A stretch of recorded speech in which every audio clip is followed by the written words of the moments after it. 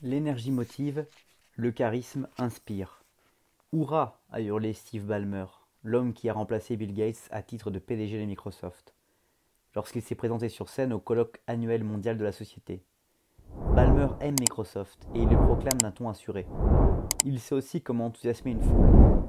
Son énergie est presque folklorique. Il serre les poings et court d'un bout à l'autre de la scène. Il crie et transpire. Il est extraordinaire à regarder et l'assistance adore cela.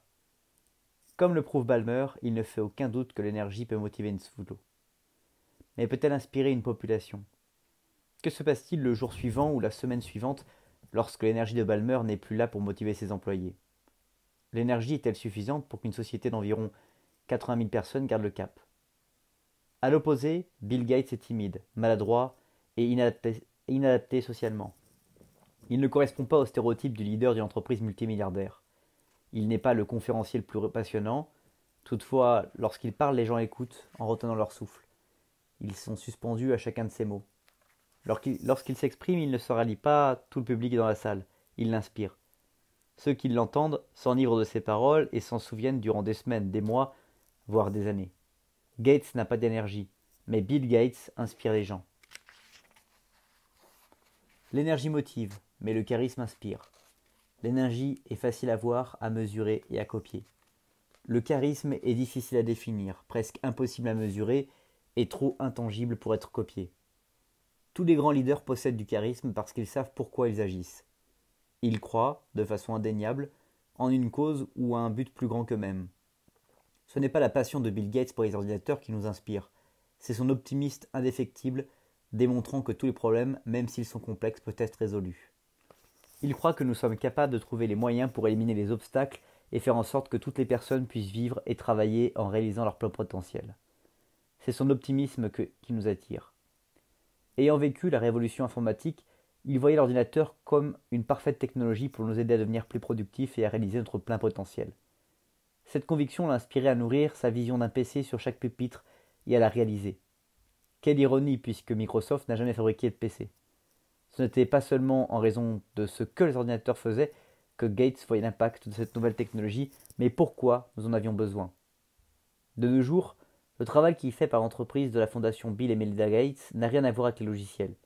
Il s'agit d'une autre façon qu'il a trouvée pour alimenter son pourquoi.